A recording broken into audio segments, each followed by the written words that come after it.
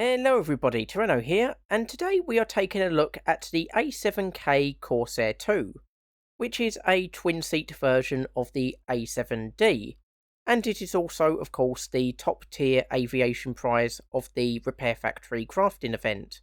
Now, the A7K is broadly the same as the A7D. There's not much difference in its actual stats. It's got 0.1 of a second better turning time, and it's got 0.4 of a second worse rate of climb. It's also got a battle rating of 11.0 versus 10.3 for the A7D, presumably on account of some of the secondary weapons it carries that the A7D does not.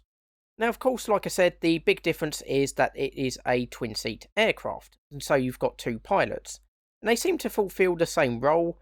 I'm not sure if the second pilot can take over if the first one is knocked out, but it was a twin-seat trainer aircraft, so presumably there are mirrored controls on both cockpits, or both sides of the cockpit. Now, when it comes to the secondary weapons, because of course it was a strike aircraft, there aren't too many differences, but there are a few crucial differences. For example, it doesn't carry the AIM-9E like with the A7D.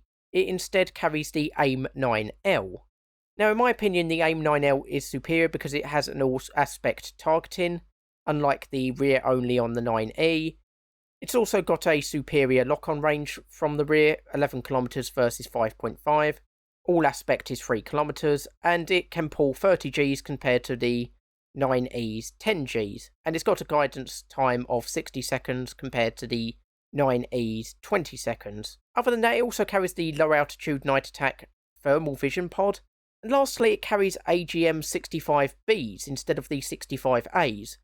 But as far as I can tell, these are exactly the same. There's no difference between the Bs and the As, so I'm not entirely sure what difference there is supposed to be between these. Of course, you've still got your standard armament, so you've got your 20mm cannon with default, air target, armoured targets and stealth belts.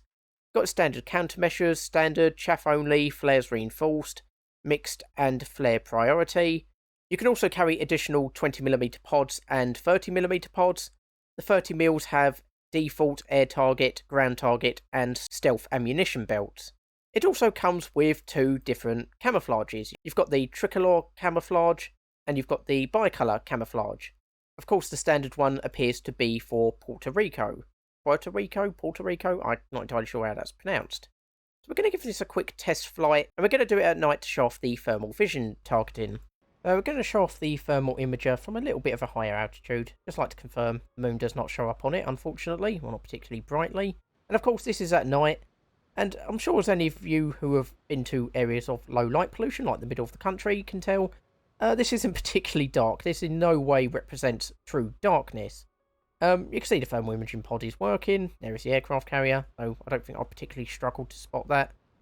It looks like it's going to be day in like 10 minutes time. It's seriously that bright. And then over here we've got the SPAA over there next to some burning barrels. And you've got a truck and a T-55 over there.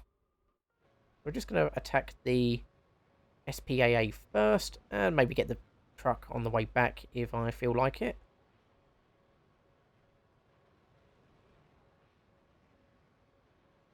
And here we go. Yep, that is taken down. And now the vehicle, or gas truck, more precisely.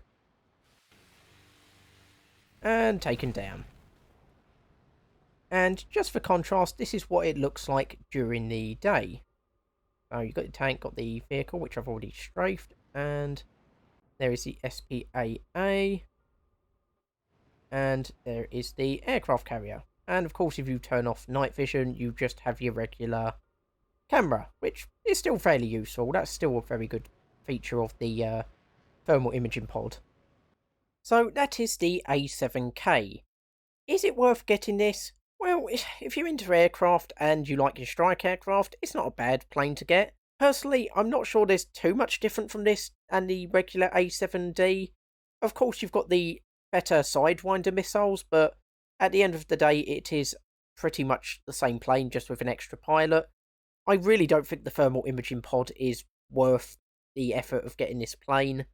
It'll be a good plane, I don't think it'll be bad by any means, but it's not something I particularly feel the need to get. But if you're into your top tier jets, then yeah, I think this is a very good price for you to get.